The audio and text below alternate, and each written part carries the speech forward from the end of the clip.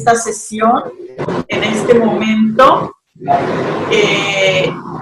Y es el día 8 de abril del 2016. Les voy a pedir a las personas que acaban de entrar que apaguen su micrófono para evitar interferencias. Es en la parte inferior izquierda. En la parte inferior izquierda de su pantalla hay alguien que aparece como Luis José, que no está apagado.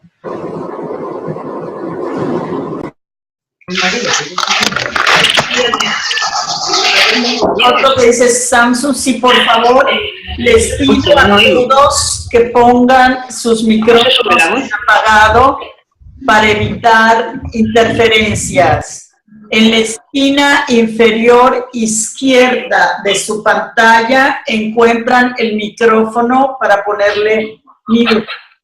Y yo soy Papusa Molina del Instituto Cananquil en la ciudad de Mérida, Yucatán.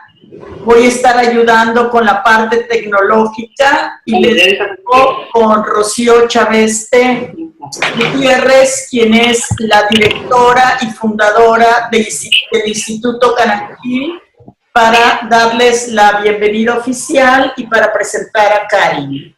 Adiós, yo voy a estar detrás. Espera. Pues muy buenas tardes para nosotros, noches en España, creo que nochecitas o tardecitas por ahí en el resto de América Latina. Con nosotros, bienvenidos a TILAC y bienvenidos a este Forum Call de TILAC, como Papusa les había comentado, y esta vez vamos a estar con la doctora Karin Taverniers, que está por ahí. Ahorita la vamos a poner en la pantalla, ella se va a poner en la pantalla, y va a participar con una conversación, una conversación sobre construcciones y deconstrucciones de género, que ella ha estado muy metida en este tema. Ella es de Bélgica, aunque todos estos devenires de la vida la han llevado a Buenos Aires, donde hoy reside actualmente. Sin embargo, tiene una multiculturalidad que precisamente creo que es lo que la engancha o la lleva a estar dentro de la posmodernidad, ¿no? Además de su participación, de su actividad como psicoterapeuta, dirige la revista Sistemas Familiares y otros Sistemas Humanos. Es autora del libro Abuso Emocional en la Pareja, Construcciones y Deconstrucciones de Género, y de diversos artículos. Ella es profesora también titular de diferentes cátedras de universidades diferentes como El Salvador, Buenos Aires y Bahía, por ejemplo, y forma parte del equipo de Fundaces, Fundación Centro de Estudios Sistémicos, y se ha dedicado a cuestionar constantemente género, transculturalidad, construccionismo social, las prácticas colaborativas y dialógicas, y además le interesan los procesos reflexivos, la terapia narrativa, y actualmente es parte de los miembros de TILAC. En esta videoconferencia ella va a hablar acerca del pensamiento predominante dicotómico y dualista en el cual estamos nosotros todos metidos, y sobre todo el género, en el cual de todas estas metanarrativas dentro de las cuales estamos todos metidos, y también va a considerar posibles modos alternativos de concebir el género y pensar en un mundo con más libertad y diversidad que el que tenemos el día de hoy. Así que, Karin, gracias por haber aceptado estar con nosotros el día de hoy y estar en la pantalla, en lugar del escenario, en la pantalla el día de hoy, hablando acerca de construcciones y deconstrucciones de género. Pero antes, si me permites 2 segunditos, ahorita que ya empezaron a llegar más gente, simplemente para saber de qué países estamos, ¿les parece bien si empiezo, por ejemplo, México? Ya no es necesario decir en otros países estamos y nada más abrir decir, por ejemplo, España, por ejemplo, Paraguay, por ejemplo, Uruguay, por ejemplo, simplemente para que sepamos en qué países estamos presentes y cuando menos poder conocer la multiculturalidad en la que estamos, en la que estamos compartiendo. Así que, ¿podemos empezar, por favor? México. Yo, Nurit.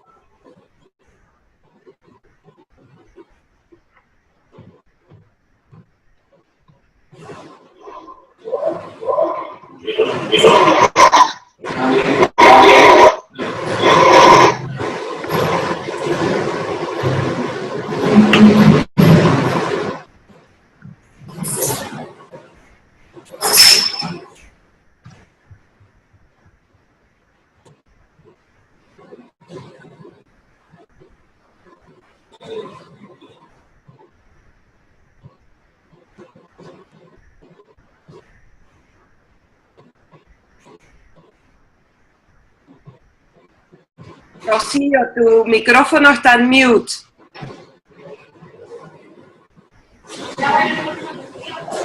Bueno, pues entonces vamos a empezar. ¿Ya se escucha, Nurit? Ok. Vamos a empezar y cualquier pregunta o cualquier comentario que quieran hacer, los invitamos a que lo hagan por el chat y no sé si Karen va a pedir que al final se abra un espacio para preguntas, si lo vamos discutiendo, si se va a hacer directamente o a través del chat. Adelante, Karen. Gracias y bienvenida. Gracias, Rocío, gracias, Papusa. Quería agregar algunas cositas a lo que vos dijiste. Primero, que yo también formo parte del TILAC. Lo dije. Es un lugar de pertenencia para mí también, así que van a incluir. Y cuando vos dijiste que yo soy docente en Bahía, no es Bahía Brasil, sino Bahía Blanca, Argentina. Creo que vi una cara de alguien de Bahía, que es otro lugar de pertenencia para mí. Y también que soy mamá de una hija de 22 años, que siempre la incluyo porque ella ha tenido que soportar, entre comillas, mis reflexiones sobre la cuestión de género, que ha ido cambiando, obviamente, a lo largo de estos 22 años que soy mamá de ella. Eso está bueno porque una construcción social es cambiante, quiere decir que puede llegar a mejores o construcciones alternativas. Perdón, hay una chica, me parece que se llama Rebeca, que tiene el micrófono abierto, si lo pueden pedir, por favor. Gracias, Becky. El mute, ahí está, perfecto. Bueno, voy a ir compartiendo mi pantalla y después volviendo a la cámara para que esto no se parezca a una clase, sino que, bueno, que también sea algo un poco más dinámico, cara a cara. El título que he elegido para esta ponencia se llama Construcciones y Deconstrucciones de Género, que es el subtítulo de mi libro, y que es una cuestión que hace bastante tiempo me viene interesando. Mi libro en este momento lo considero desactualizado porque cada vez que sigo investigando, estudiando, googleando, aparecen nuevas cuestiones que tienen que ver con la mirada de género. En la cuestión de género solemos hacer una distinción entre lo que es el sexo, que responde a la biología, y lo que es el género en sí, que es una construcción social, o sea, que es cómo construimos socialmente una cuestión biológica, cómo convertimos las diferencias biológicas en construcciones sociales sobre el género y cómo esas construcciones, a través de ciertos procesos, se van convirtiendo en verdades absolutas. Volviendo a la cuestión de sexo, de la biología, tampoco existen solamente dos categorías, como todos sabemos, sino que hay grises. Y en el género, esos grises se van ampliando porque no podemos seguir pensando la humanidad solamente en dos categorías. Ahora voy a compartir la pantalla.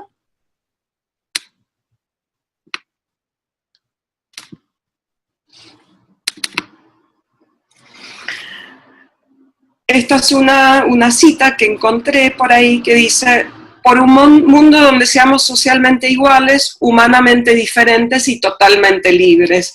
Creo que describe o resume bien cuál es uno de los objetivos de la construcción social de género.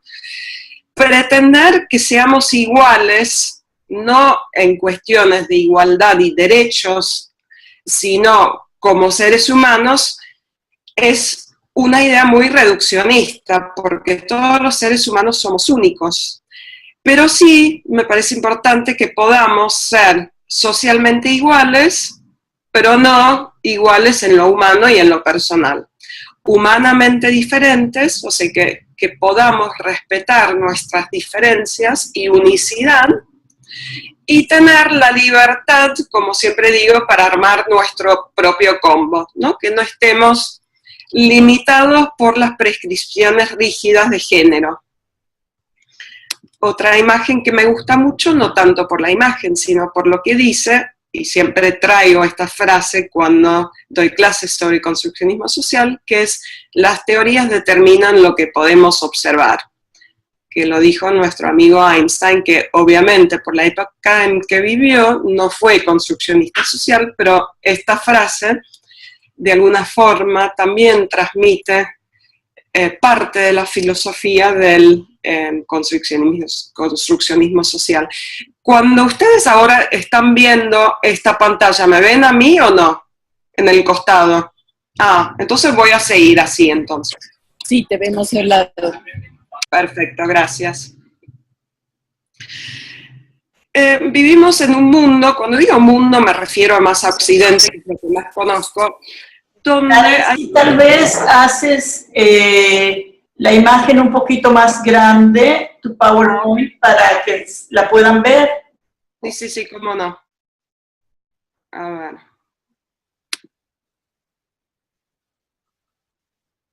Es que no me acuerdo dónde es. Es...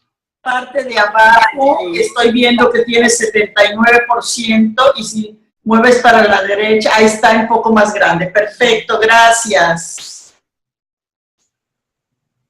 Entonces, en Occidente tendemos a tener una especie de obsesión por las dicotomías, y no me refiero nada más a la cuestión de género, sino que tendemos a categorizar ciertos fenómenos, grupos de personas, y dividimos a la gente o a los fenómenos en binarios. Binarios son dicotomías.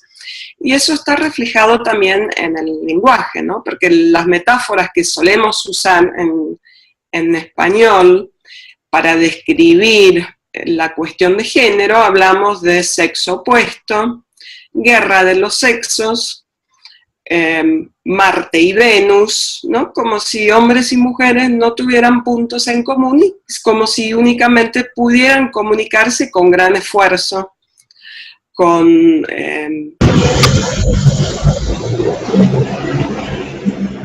estas metáforas también implican. Hay mucho ruido. Binarios y dificultad. Me parece que hay una chica que se llama Claudia, sí, acaba de apagar el micrófono. Ya no va. Y en la cultura obviamente sobran imágenes, textos, etcétera, etcétera, etcétera, para reforzar este binario de la oposición, de la polaridad. No se habla de, por ejemplo, sexo opuesto, como lo muestra esta imagen, como si fuera una cosa dificultosa, ¿no? A trabajar todo el tiempo, una cosa que implica, por ejemplo, dificultad en la comunicación, en el relacionarse. No sé cuántos de ustedes han estado presentes en la ponencia de Josep Seguí, de España, que fue excelente. Tampoco sé cuántas personas de ustedes ya tienen, tienen conocimiento del construccionismo social. Intentaré hacerlo lo más sencillo posible para aquellas personas que todavía no tienen tanta idea del construccionismo social. ¿Cómo se van entonces transmitiendo lo que después se convierte en verdades absolutas? Obviamente, una gran transmisora son los medios.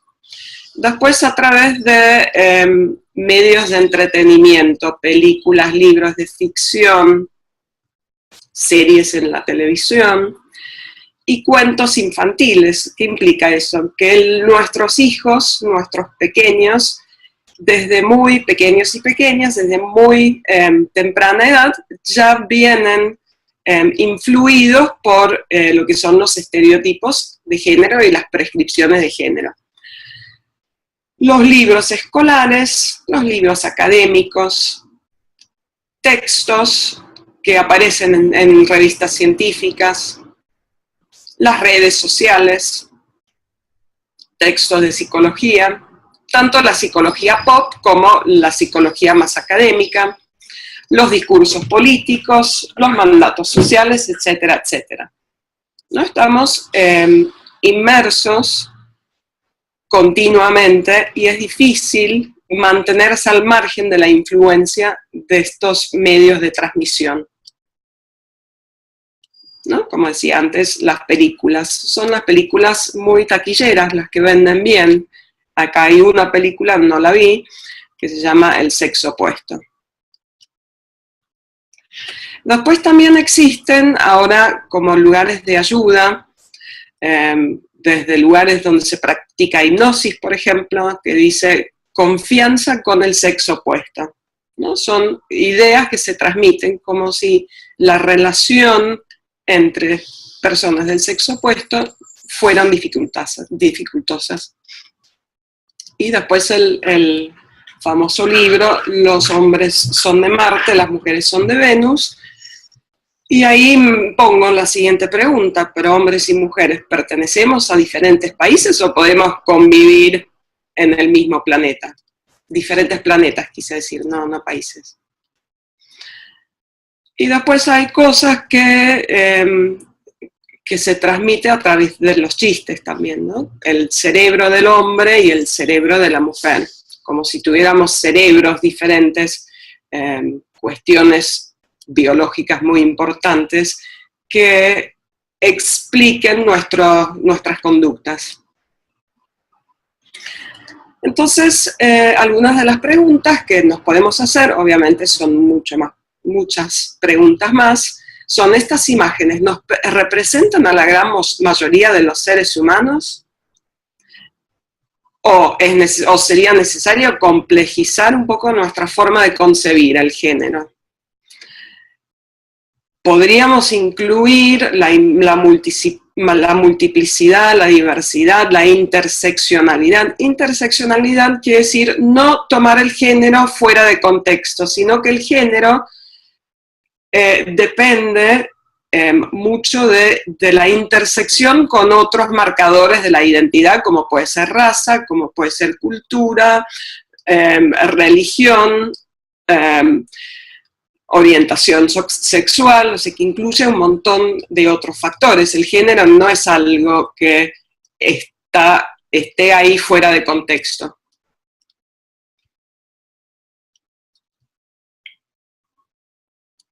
Voy a ver si esto funciona. está en inglés, así que voy a intentar explicarlo un poco, ¿no? La construcción de género 101. 101 en inglés quiere decir que como si fuera una materia introductoria en la universidad.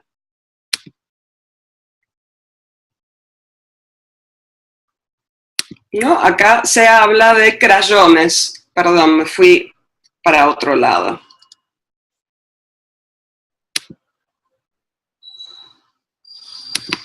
Porque lo que solemos hacer cuando dividimos a la humanidad en solamente dos categorías es asignarle un color, dos colores, rosa y celeste. Entonces, en este videíto lo que se pretende hacer es incluir varios colores. No sé cómo se llama. Perdón.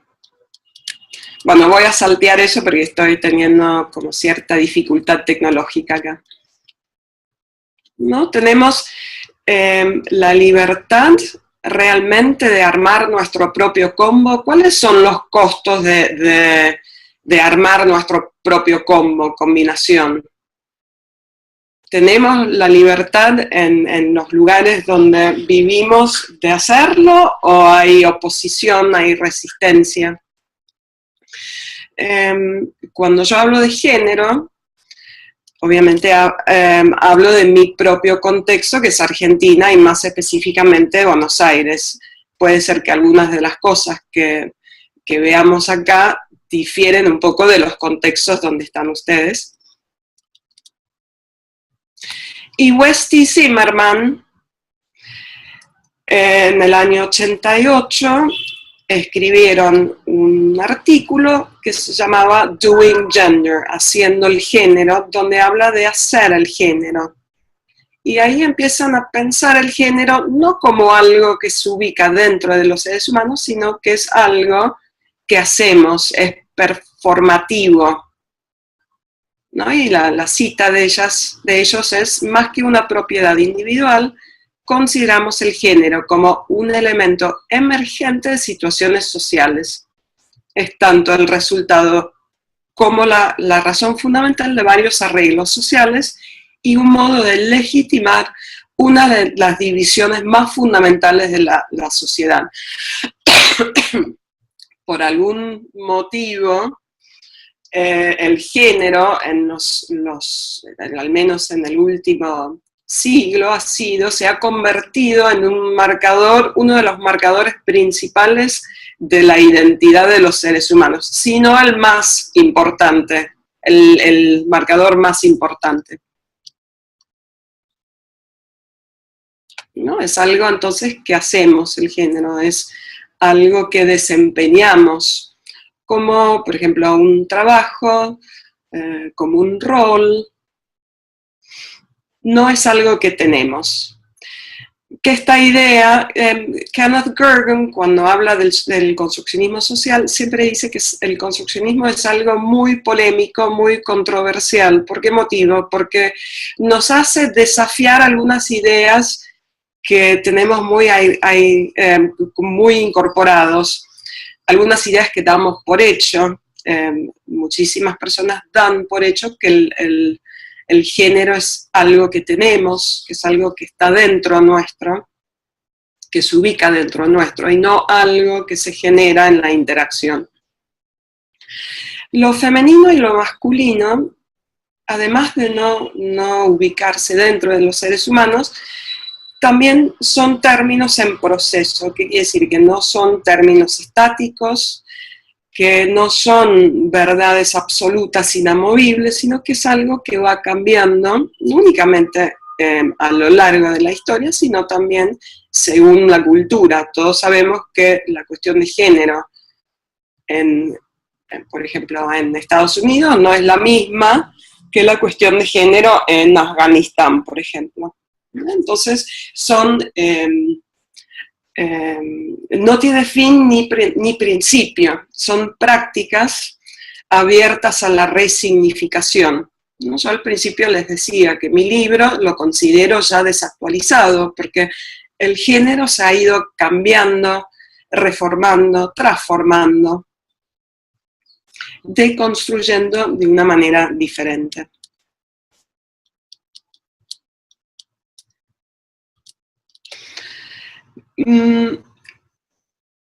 Hay algunos críticos de la mirada de género como construcción social que dicen, bueno, pero el mundo siempre ha sido así, lo cual no es cierto, porque lo que conocemos de la humanidad arranca con la documentación histórica de la humanidad. Hay miles y miles de años no documentados sobre los cuales no sabemos nada. En el año 66 salió un libro que se llama La construcción social de la realidad, que es de Berger y Luckmann, famoso libro, Gergen siempre lo menciona, y ahí se habla de 4 procesos. Son 4 procesos a través de los cuales los fenómenos se van convirtiendo en verdades absolutas. Y en tradiciones que apoyan, obviamente, estas verdades.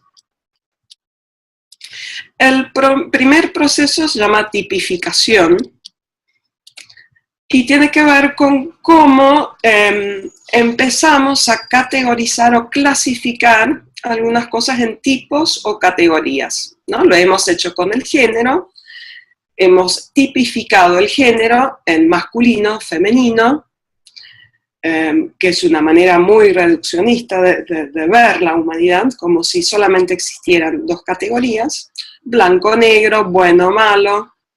Hay algunos autores que dicen que es una especie de rutinización, no sé qué, convertir en rutina ciertas características. Un ejemplo es decir, los argentinos son, las mujeres son, los hombres son, con el uso siempre de ese verbo ser que indica esencia, indica no poder ver a los argentinos de otro modo, porque total los argentinos son así. Pero en realidad, pese a esta tendencia nuestra de tipificar, las categorías que incorporamos, que vamos aprendiendo, no corresponden a divisiones preexistentes, o no son un fiel reflejo de lo que está ahí afuera, ¿no? Sino son negociaciones que existen entre grupos de seres humanos o entre seres humanos.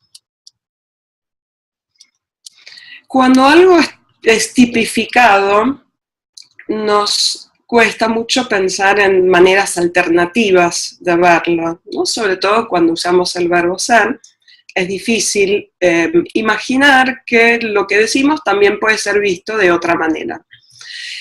Esta parte forma parte de un libro, del prólogo, me parece, de Las palabras y las cosas de Michel Foucault, escrito por Borges, que de manera muy humorística dice que en una presunta enciclopedia china hacen las distintas clasificaciones de animales. Y acá tienen algunas clasificaciones que se estilan en China o que se estilaban. Por ejemplo, los animales embalsamados pertenecen a una categoría. Después están las sirenas. Después también hay algunos, por ejemplo, que se agitan como locos. Esta categorización me gusta mucho, dibujados con un pincel finísimo de pelo de camello, etcétera, ¿no? Entonces, es una manera de desafiar lo que damos por hecho, porque en China esto es lo que se da por hecho, y a lo mejor lo nuestro es exótico para ellos también, pero es una manera de ilustrar que las verdades únicas no son estáticas y no son generalizables, sino que en otros lugares, o mismo en nuestro propio lugar, hay diferentes maneras de clasificar y construir socialmente ciertos fenómenos. Después de la tipificación está la institucionalización, ¿no? Quiere decir cómo se convierten las tipificaciones después en instituciones. todos conocemos cuáles son las principales instituciones en la sociedad. Una institución, por ejemplo, es la de la familia, es la de la pareja, etc., ¿no? Una institución le da como más peso a la tipificación, porque ya estamos hablando de instituciones. Próximo proceso es la legitimación. O sea que una vez convertido en institución, eso hace que las tipificaciones y las instituciones adquieran legitimidad en la sociedad. Cuanto más legitimidad adquiera, algo más costará después desafiar esta institución. Y el último paso es la reificación. Reificar quiere decir convertir en algo concreto, cosificar, convertir en una verdad absoluta. Ya una vez reificado o reificada una verdad, es muy difícil y costoso desafiar esa verdad, ¿no? ¿Y qué tiene que ver esto con el género? Que el género es un buen ejemplo para ilustrar lo que es una construcción social, porque el género también ha pasado por este tipo de procesos. La reificación de una verdad es apoyada por términos absolutos, o como dicen en inglés, absolutes, ¿no? Se suele usar con mucha frecuencia todo o nada, siempre, nunca, todas, ninguna, ¿no? Todas las mujeres, tal cosa, ninguna mujer, tal cosa. Eso es lo que refuerza lo que muchas personas queremos creer. A ver, ¿qué hora es? Perfecto. Esto para las personas que ya están familiarizadas con el construccionismo social, a lo mejor puede sonar un poco reiterativo, o aquellas personas que lo escucharon a Joseph el mes pasado, pero el construccionismo social de género apunta entonces a desafiar críticamente lo que ha sido considerado verdades universales científicas, entre comillas, porque lo que es una verdad universal en la posmodernidad o en la modernidad, mejor dicho, son teorías comprobadas, probadas científicamente, ¿no? Y teorías acerca de hombres y mujeres, teorías existentes, apuntamos entonces a desafiar críticamente lo que ha sido considerada verdad única acerca del género. También tendemos a ver el género no como una categoría estable, sino como algo fluido, cambiante. Y como les decía al principio, no únicamente cambiante a lo largo de la historia y el tiempo, sino también a través de diferentes culturas. Entonces, el conocimiento no es estático, sino que es cambiante. Otra cosa que se desafía desde la mirada del construccionismo social y el género es lo que hemos considerado como naturales, innato, biológico. Aquellas cosas que damos por sabido, esas cosas que naturalizamos y que no cuestionamos, ¿no? Y nadie me parece, o muy poca gente está exenta a esa manera de pensar, porque vivimos en culturas, en contextos que transmiten verdades absolutas. Entonces es fácil caer. Todos y todas, también tenemos teorías preferidas. El tema es qué hacer con estas teorías preferidas. Una cosa es insistir que esa teoría preferida de uno y una es una verdad universal, o reconocer que es una teoría preferida y transmitir o introducir esa idea de manera más tentativa, no de manera intrusiva o como una imposición.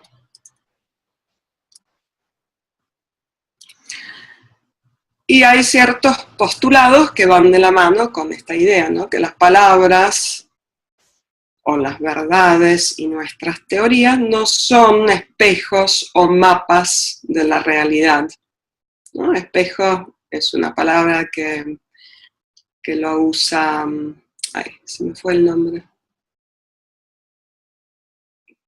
No son reflejos, no son fieles reflejos de la realidad, sino que se trata más bien de construcciones sociales.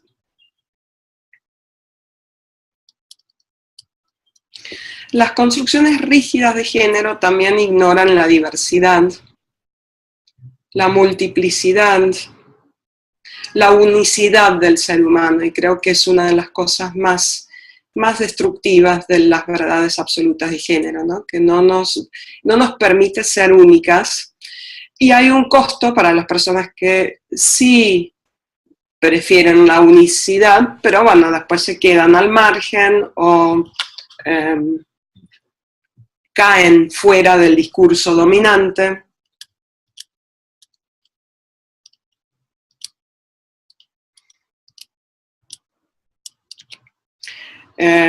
Un concepto que utilizamos mucho en la cuestión de género es el de discursos dominantes y discursos marginales, que son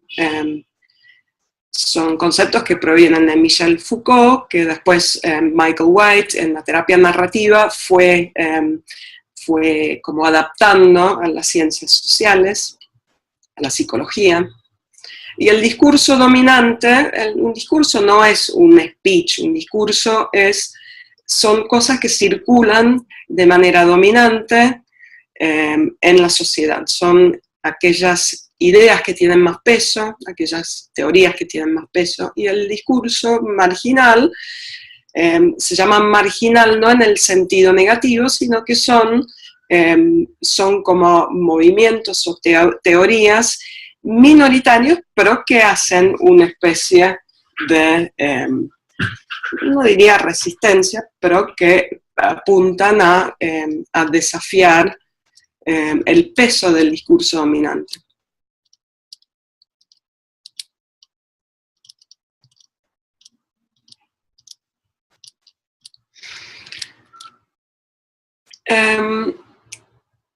Yo tengo muchísimos autores y autoras que me han inspirado. No podía hacer una lista ahora porque tengo miedo de dejar afuera algunos que fueron importantes en mi pensamiento. Digo autores y autoras porque muchos de ellos también son hombres, y eso es una cosa positiva porque quiere decir que el género no es dominio solamente de mujeres, sino que también hay hombres que están transmitiendo cómo padecen ellos también de las prescripciones rígidas de género. Pero ¿qué podemos aprender además de las voces y reflexiones de hombres? ¿Qué podemos aprender de LGBTQ? LGBTQ quiere decir lesbianas, gay, homosexuales, bisexuales, transexuales, y Q se usa o para queer, que la teoría queer ahora tiene muchísimo peso en el estudio del género, o algunos lo usan no como queer, pero como questioning, o sea que questioning quiere decir cuestionar, ¿no? Personas que cuestionan los discursos dominantes acerca de género. Lo que podemos aprender es que el uso de binarios femenino-masculino para dividir la humanidad es muy reduccionista, o sea que pretender que la humanidad se pueda dividir solamente en dos categorías es como un objetivo un tanto simplista, ¿no? Es una simplificación reducir a la humanidad en dos categorías. Entonces, en vez de pensar masculino y femenino, también hay otras posibilidades, que solo puse algunas, que es disconformista, o en inglés non-conforming, son aquellas personas desconformes con la rigidez de los discursos dominantes y las categorizaciones de género.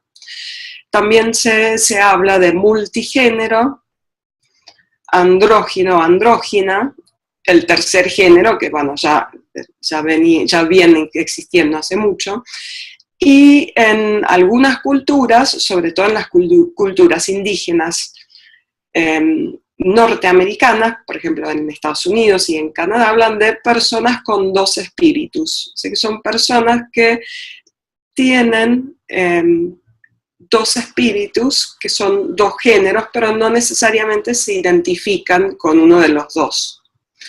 Y lo que me pareció muy interesante, lo descubrí hace no tanto, que en Facebook en este momento hay no solamente dos géneros, sino que hay 50 posibilidades entre las cuales elegir.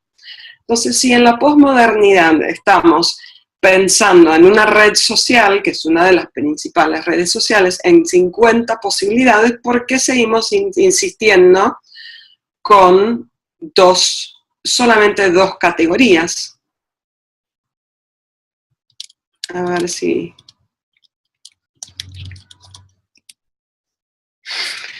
Después, obviamente, el modo en que usamos nuestras lenguas también tiene un impacto sobre cómo construimos y concebimos también el género. Acá está Mafalda, que es una de mis muchachas preferidas. Soy machista por hablar español, piensa ella siempre tan reflexiva.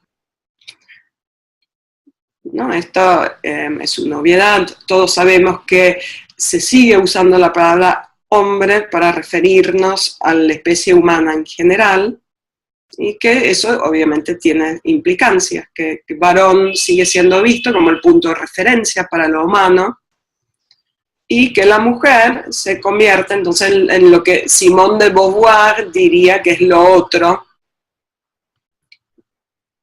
Varón, esto lo saqué de un libro de Yvonne Bordelois, que es una lingüista argentina, que se dedica no solamente al género, sino también a otras cuestiones lingüísticas, y ella dice que varón proviene de vir, que vir, a su vez, es la raíz de virilidad y virtud, que son términos que tienen que ver con fuerza física, con vigor, con valentía, con poder. Y mujer, también según Yvonne de Bordelois, proviene de mulier, que significa aquella que es más suave.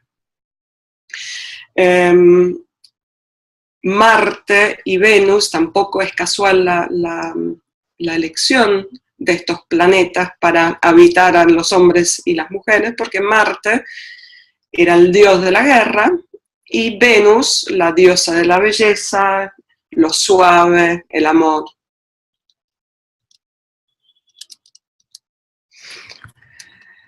Y esto es un videíto que está en YouTube, que es una persona que se llama Lauren, no está en castellano, lo busqué subtitulado, pero lamentablemente no lo encontré, que ella es una persona que vive en Estados Unidos que se identifica como hombre, pero no está dispuesta a hacer todo lo que se espera de una persona transexual. O sea que ella dice, bueno, yo me sigo llamando Lauren, y hay un par de cosas que saqué del videíto de ella, donde ella se autodefine como alguien, un cuerpo de mujer, pero alguien que se identifica como masculino. Yo soy una minoridad en la comunidad trans porque soy una persona trans que he elegido no pasar como hombre en la sociedad, cuando ella claramente se identifica como masculino. Soy un hombre, no, soy masculino, tratando de lograr ser una buena actriz en la ciudad de Nueva York. No me parece obligación tener que hacer la transición. ¿No? Esto para mí es un ejemplo de una elección libre para que una persona pueda armar su propio combo, porque yo trabajo mucho con las LGBTQ,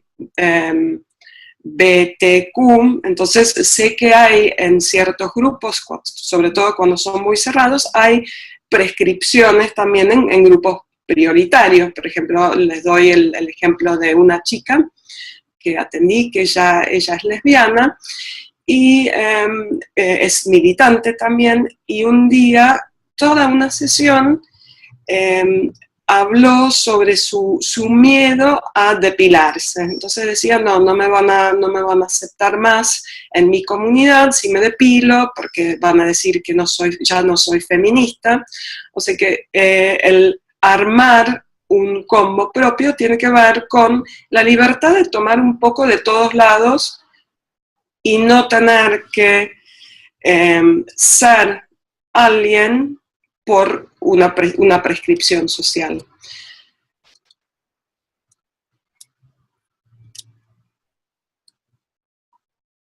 Después también hay personas que se autodenominan como aliados o aliadas, que son personas heterosexuales que practican o que comparten y transmiten la filosofía LGBTQ.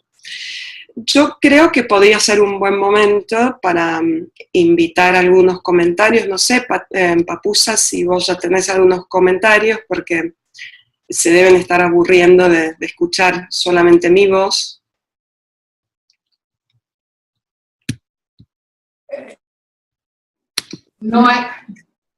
No, Karin, no tenemos ningún comentario hasta ahorita. No sé si... Podemos abrir los micrófonos en todo caso, si alguien quiere. Aquí hay nada más un comentario que está diciendo Carlos Ignacio Gallego y dice, no, que no se están aburriendo, que para nada, que es muy entretenido, lo cual agradecemos muchísimo, Carlos. Nurit tiene una pregunta. ¿Quieren que la hago por escrito? No, adelante, Nurit. Karin, a mí me gustaría como saber cuál sería como la mirada hoy en día en el construccionismo social, en la mirada de género, con todas estas teorías que ahora están tomando tanto auge de las neurociencias, de lo que sucede en el cerebro, con respecto a estas diferencias que sí se ven claramente que hay. O sea, que desde esa mirada parece ser que no todo es una construcción social. Gracias por tu pregunta, Nurit. Las neurociencias les tengo mucho respeto. Yo soy muy curiosa y muy fanática de incorporar nuevos conocimientos y seguir enriqueciéndome. Creo que es mi parte posmoderna, porque creo que Harlene Anderson una vez decía, cuanto uno más sepa de otras disciplinas, por más que no comparta mucho, ayuda mucho a tener conversaciones con esas personas, ¿no? Porque si uno es ignorante sobre lo que está diciendo el otro, y es, como diría Tom Anderson, muy inusual, uno se cierra y no hay mucha posibilidad de conversación. Me gustaría saber, antes de contestarte, ¿qué diferencias han encontrado los científicos de las neurociencias y de qué manera y cómo asocian esas diferencias con lo masculino y lo femenino? Una cosa es... Sí. ¿Sí? ¿Hablo? Adelante. Yo me refiero como a estas partes que están, según la ciencia, están comprobadas, según la ciencia, la biología, están comprobadas de que sí, en los cerebros del hombre, de la mujer, sí hay diferencias, que estas llevan en sí diferencias en acciones, en emociones, en un estar en la vida.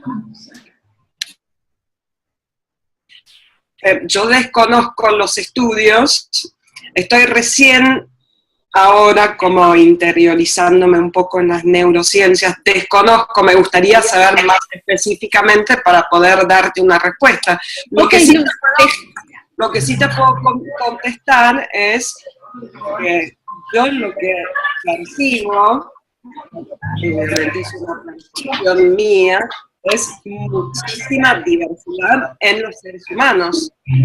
También he leído estudios, por ejemplo, que no son los estudios que llegan a las revistas científicas, no corresponden con el discurso dominante, pero son estudios que dicen que hay más diferencia entre mujeres, ¿no? Entre mujeres que tienen, digamos, órganos en un 100% de mujer, no los grises, y más diferencia entre hombres con los órganos predominantes de hombres que entre mujeres y hombres. ¿Qué decís de esos estudios? O sea, que yo veo tanta diversidad que me parece muy difícil volver a pensar a la humanidad en dos categorías. Ojo, es una reflexión, ¿no? Tendría que tener los estudios para poder desafiar esto que puede ser un preconcepto mío. También en lo personal he vivido muchas situaciones de que me digan, por ejemplo, vos sos muy hombre, no sé qué contestarte. Si encontrás el estudio, me encantaría que me lo mandes, así lo podemos seguir charlando en otro espacio. Sí, perfecto. Karin, hay algunos comentarios aquí, que los leemos. Gracias a Carlos Ignacio Gallego Soto, porque nos envió una breve charla sobre neurociencias, está dentro del chat para quien le interese, por favor. Mone avisa de que hay 4 pequeñas diferencias estructurales. Y después Mariana dice, es algo así como lo que ocurre con el Día de la Mujer el 8 de marzo. Los hombres se quejan y hasta comienzan a realizar bromas acerca de que no hay un Día del Hombre. Esto me hace reflexionar que en ciertas etapas de la construcción del pensamiento hay periodos de transición donde para poder salir de las tipificaciones nos vamos al extremo opuesto. En este caso, defender un día para la mujer para reconocer la igualdad de derechos, generando más desigualdades y dejando de lado a los otros géneros.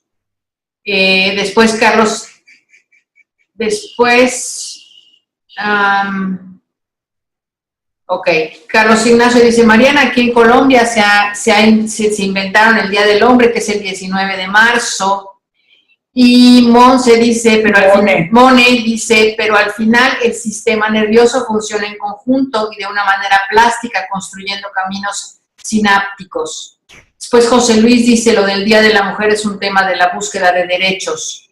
José Luis vuelve a mencionar, dice, y ahora hay un Día del Hombre que intenta revalidar los nuevos roles de género masculino.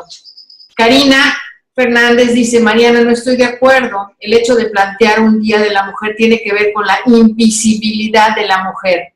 Esas quejas son respuestas del sistema patriarcal. No se generan más desigualdades. Pero alguien dice, efectivamente son acciones positivas que pretenden poner en valor a las mujeres. Y después Mariana contesta, sí, pero siempre terminando en dualidades. Esto es lo que hay en el chat, Karen. Bueno, muchas gracias. Gracias, Carlos Ignacio, por los TED Talks. Es una fuente muy seria, así que antes de cortar, Rocío, me gustaría copiar ese link para tenerlo, para luego escuchar, así que muchas gracias. Mone, ¿a qué te referís cuando decís 4 pequeñas diferencias estructurales? ¿Me lo podés poner por chat o...? Mone Beguña, quisieras abrir tu micrófono y compartir con nosotros lo que hablas de las 4. Me dice que ahora no lo recuerda exactamente, pero que había escuchado acerca de esto. Y está Carlos Ignacio diciendo, no soy de las posturas de las neurociencias, pero aquí hay un artículo. Y nos manda otro artículo que pudiera ser. César, en el Perú dice, en el Perú el movimiento gay enfatiza mucho el carácter innato del género, que se nace así y punto. Es casi la postura política de fondo. ¿Qué piensas tú acerca de esto? Y Antonio de Barcelona dice, ¿y qué pasa con las hormonas? No creo que las hormonas dicotomicen. Y Sherezada dice, yo asistí a una conferencia de un neurólogo profesor aquí en La Paz, Bolivia, y decía que hay distintos tamaños de algunas áreas del cerebro del hombre y de la mujer. Karin, no te oímos. Karin. Un segundo, perdón.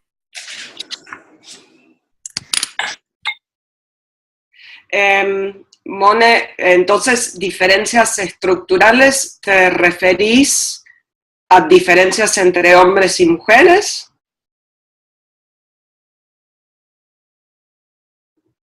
Esa es mi pregunta para Mone. Gracias, Mariana, por tus reflexiones, que concuerdo con vos.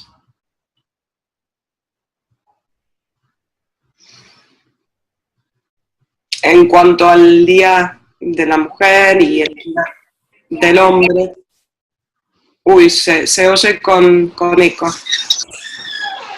Esto me parece que sería para otro encuentro, porque es muy complejo, ¿no? Hay muchas mujeres que estamos en contra de la manera en que se da ese Día de la Mujer, que se pierde a veces los objetivos iniciales de tener un Día de la Mujer.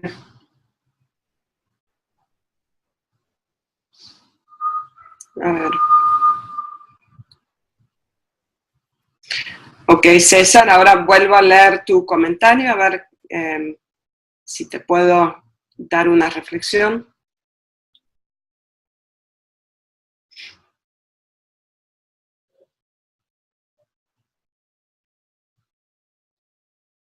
Cuando, César, ¿qué tal? ¿Cómo estás? Tanto tiempo. Cuando vos decís que el movimiento gay enfatiza el carácter innato del género, ¿de qué manera lo manifiestan o a través de qué medios transmiten esa idea? Hola. Hola, César. Bueno, generalmente esto es a través de los medios de comunicación, la televisión, la radio, ¿no? Por ejemplo, cuando sale algún directivo del movimiento homosexual de Lima, del MOL, que es uno de los principales, una de las principales instituciones, enfatiza el hecho de que nací así, siempre fui así, nací así. Como que fuera, yo lo veo como el argumento de base para que se cancele cualquier tipo de conversación o discurso al respecto, porque si uno nació así, no hay nada que hacer. Y básicamente, yo lo veo como un argumento un poco, no sé si biologista o algo así, para hacer presión en la dirección de que se acepte, ¿no? Cualquier, digamos, género o actitud hacia la sexualidad.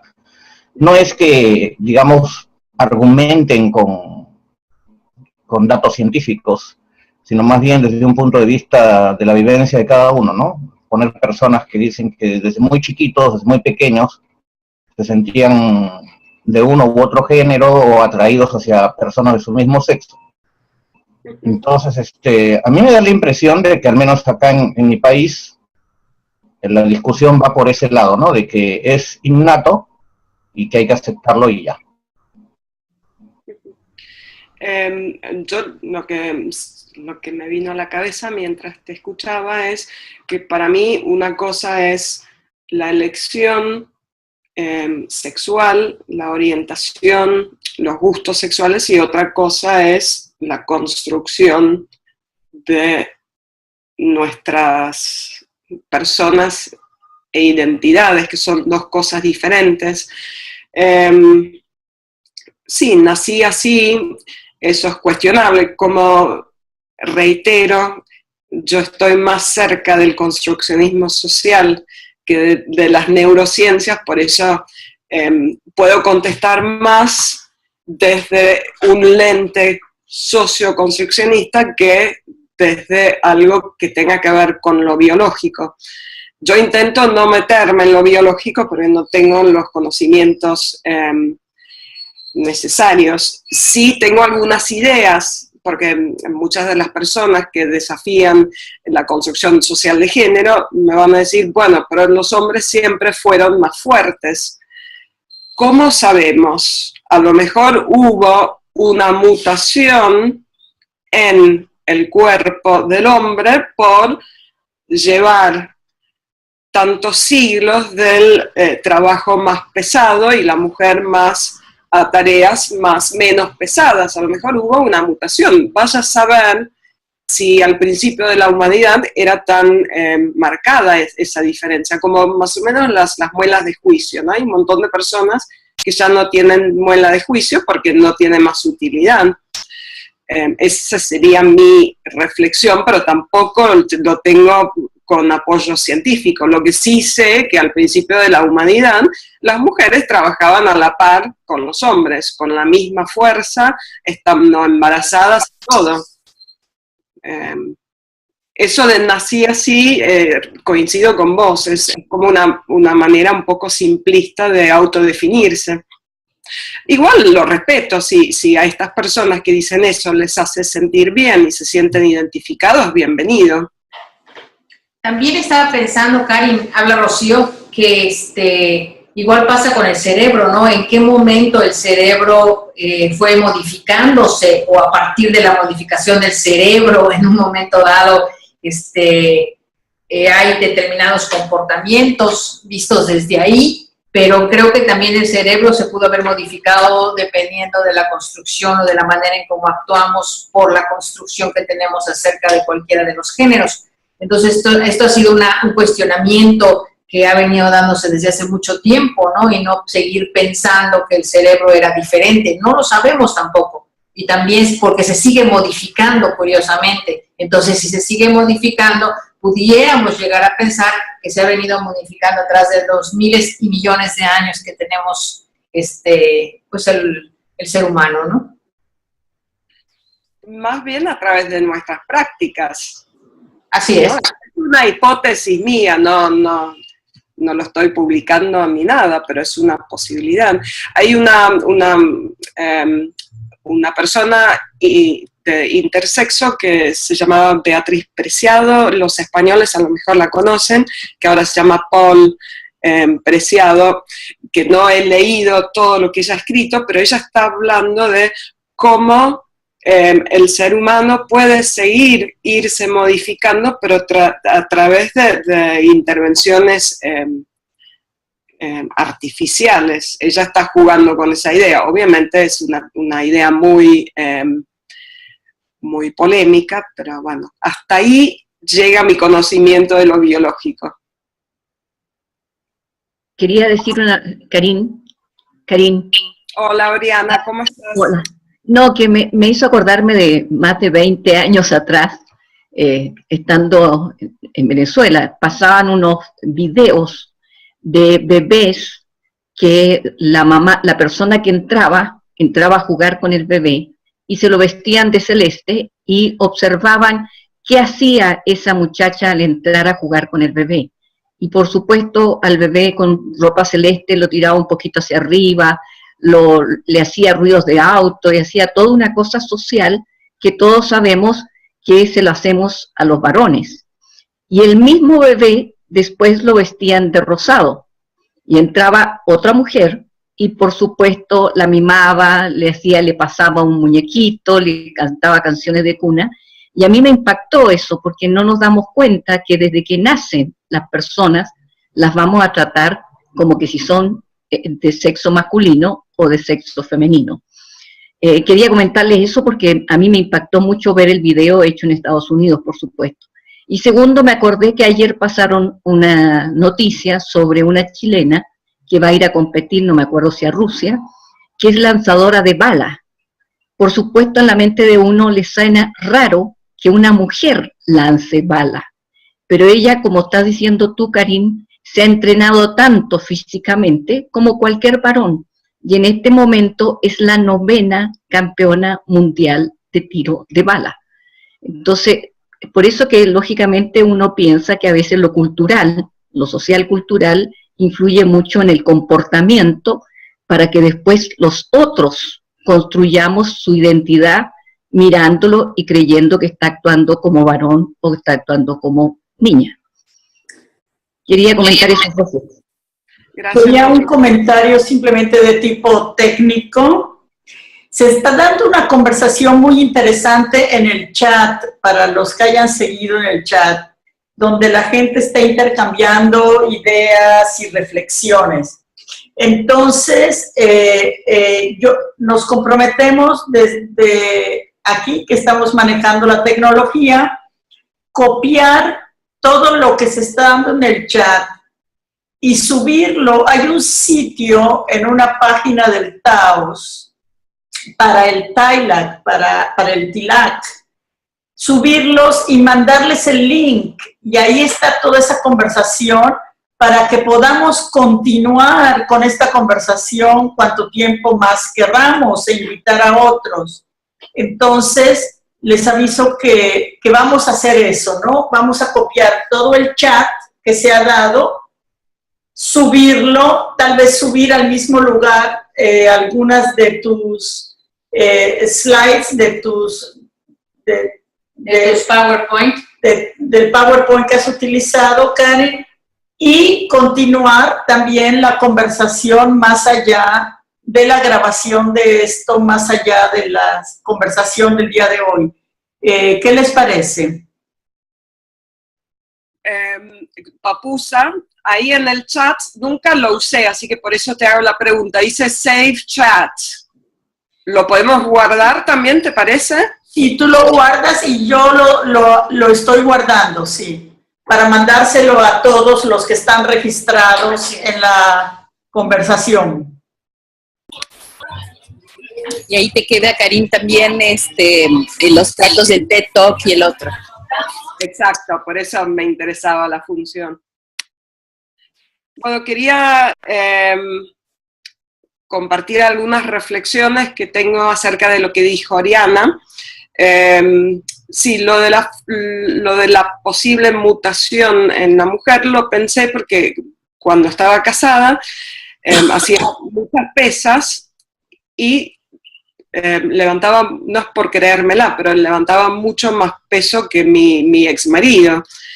Entonces, a través de un entrenamiento, o sea que, como vos decías, Oriana, esta mujer que se entrenaba tanto.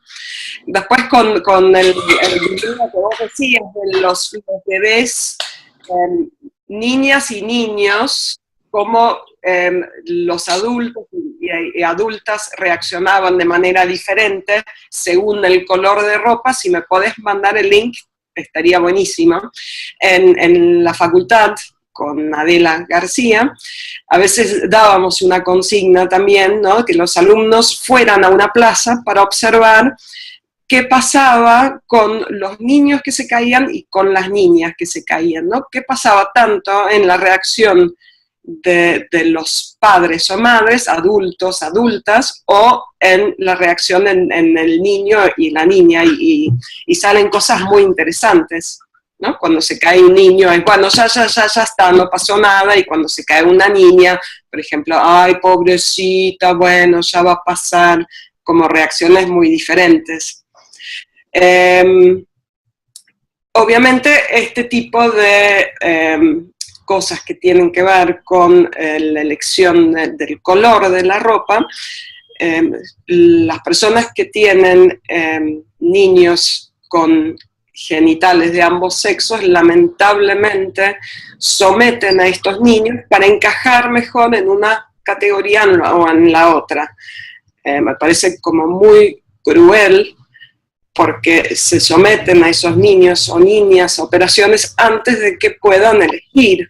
Hay una película muy buena, una película argentina que se llama XXY, que es excelente. No les voy a contar el final, pero bueno, es una película que sí, por suerte tiene un final feliz.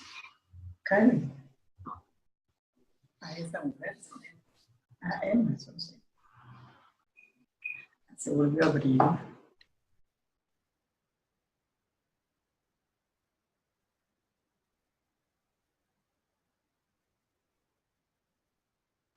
¿Hay alguna pregunta, Papusa? Porque veo una conversación muy rica.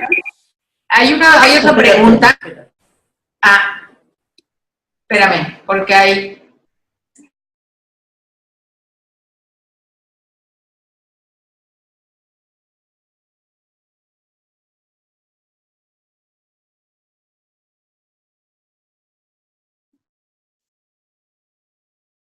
No tenés puesto el micrófono, Rocío.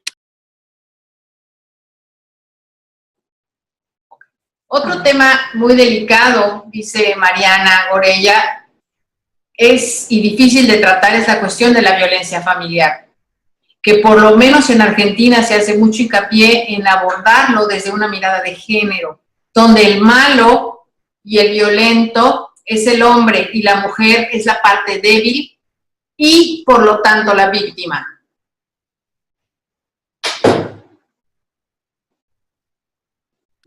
Sí, es todo un tema, el tema de la violencia de género. Eso también me parece que habríamos que dejarlo para otro espacio porque es muy complejo y genera muchas emociones fuertes, sobre todo las personas que somos mujeres.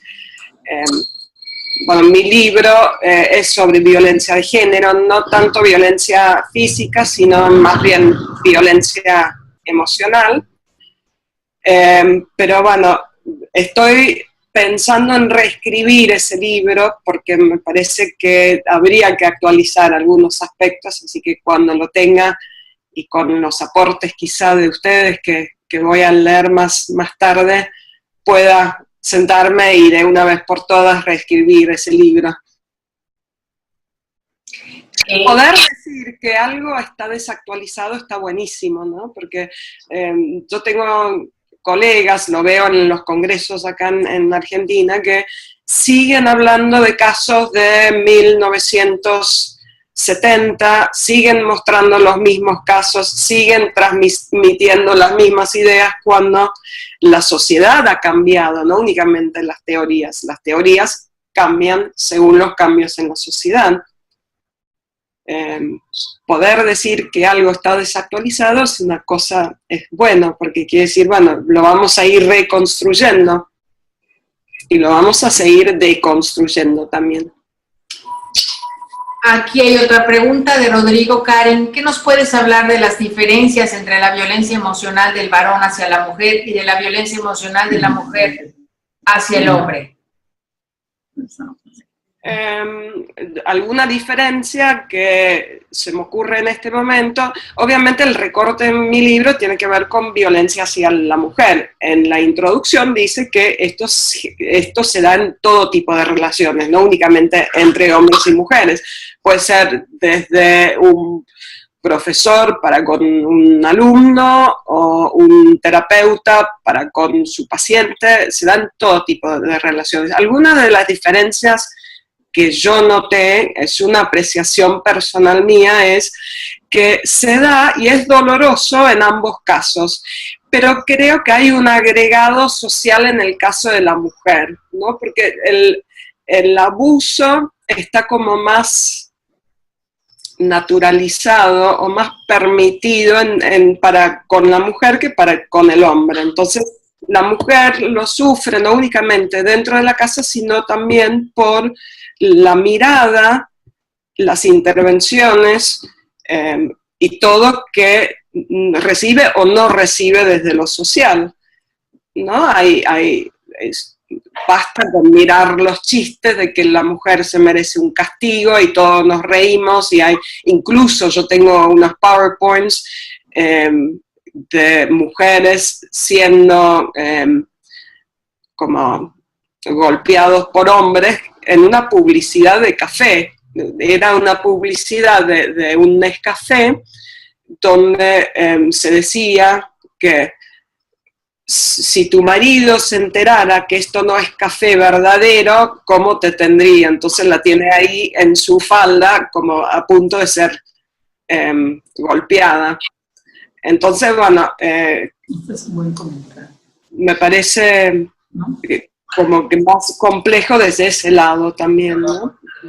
Hay incluso terapeutas, y eso me parece lo más triste, sin formación en violencia, que en vez de aliviar el sufrimiento en una mujer, lo fomentan, sin malas intenciones, sino que solamente no tienen formación en violencia. A mí, Karin, desde hace rato me ha venido, hemos estado, Papusa, discutiendo muchísimo acerca de los discursos, ¿no? Más que nada, más que esta idea de el hombre, la mujer, etcétera, sino los grandes discursos que de repente en su momento fueron totalmente revolucionarios, pero que ya el día de hoy pareciera que son dolmens, así que nos están aplastando, ¿no? Y que de repente son discursos dominantes, que ya este discurso dominante, incluso el de la violencia, deberíamos de movernos hacia otro lugar o encontrar otras posibilidades, porque ya no nos están siendo útiles. Posiblemente algunas amigas y enemigas feministas dirían que estoy un poco loca en ese sentido, que estamos locas en ese sentido. Sin embargo, desde hace mucho tiempo que hemos trabajado nosotros con cuestiones de violencia, ya está como este cuestionamiento, bueno, ¿qué pasa con el discurso de la violencia? ¿Hacia dónde nos tenemos que mover? Y por el otro lado hay como me parece que hay como esta idea de que no te debes de mover del mismo discurso, porque si te mueves es que estás dejando o estás no ayudando en salir de la solución de la violencia.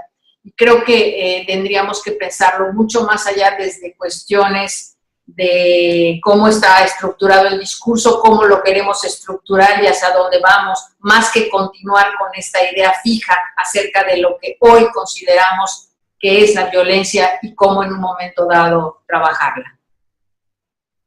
Muy buena tu reflexión. Eso obviamente depende también del contexto, ¿no? Hay contextos donde rige, donde tiene más peso todavía el discurso anterior, y hay contextos donde es más fácil pensar en la coexistencia de diferentes discursos más actualizados.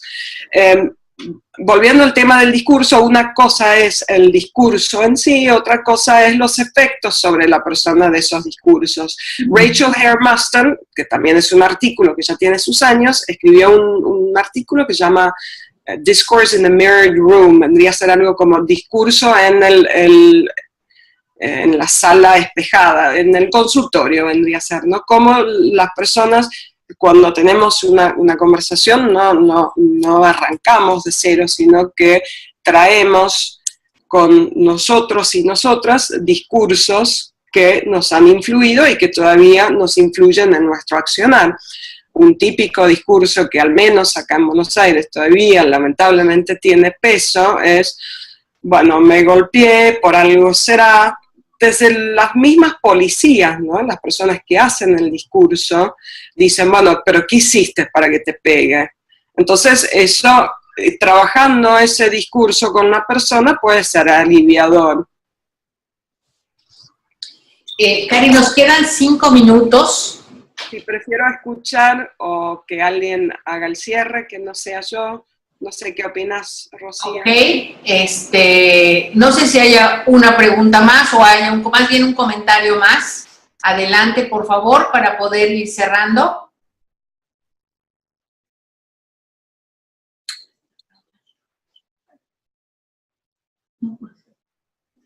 Ok, ¿no haya ningún comentario más? Bueno, entonces, creo que todas estas ideas, cómo nos llevaron desde el género hasta la violencia y sobre todo, ¿no?, a los discursos que de repente nos están aplastando, que están en un momento dado llevándonos perdón, es que me confundí con esto que pusiste, Karen, que es una belleza de paisaje. Ah, ok. Y gracias. Y bueno, creo que vamos a continuar hablando de esto dentro del chat que vamos a abrir en el NIN del TILAC y continuar con estas conversaciones que ojalá que nos lleven a volvernos a reunir, a seguir conversando sobre estos temas o a proponer o que propongan ustedes algún tema que les interese. Por el otro lado, pues queremos agradecerle a Karin que nos haya permitido escucharla y acompañarla en este tema tan interesante de construcción y de construcciones de género, y esperamos las modificaciones de su libro que nos está prometiendo hacia adelante, ¿no? Para mayo. Entonces, nosotros... No, en mayo. Háblalo, vamos. Recordarles, les vamos a invitar a la siguiente de estas conversaciones, que va a ser en el mes de mayo, con Ángela María Estrada de Colombia, que va a hablar de situaciones de posconflicto en Colombia. Así es que les estaremos enviando, estén pendientes de la invitación que se va a dar en el mes de mayo. Y muchas gracias a todos los demás por haber asistido con nosotros, de haberse quedado con nosotros durante hora y media. Y bueno, fue un esfuerzo nuevamente del TILAC, con mucho gusto, y que ahí hay por ahí algunos miembros del TILAC, que está Oriana, Leticia, Nurit, Karin, Joseph, Emerson, Papusa. ¿Hay alguien más que me esté faltando por ahí? Creo que no. Pues muchas gracias y nos estaremos viendo en la siguiente reunión. Pueden continuar, seguiremos nuestras conversaciones a través del NIN en el chat. Y bueno, muchas gracias a todos. Gracias a todos, muy amables. Gracias, Karin. Gracias, Karin. Saludos a todas y todos. Gracias, Karin. Felicitaciones, Karin. Felicitaciones. Gracias. Felicitaciones. Gracias. Mucha suerte, beso. Adiós. Chao, muchas gracias.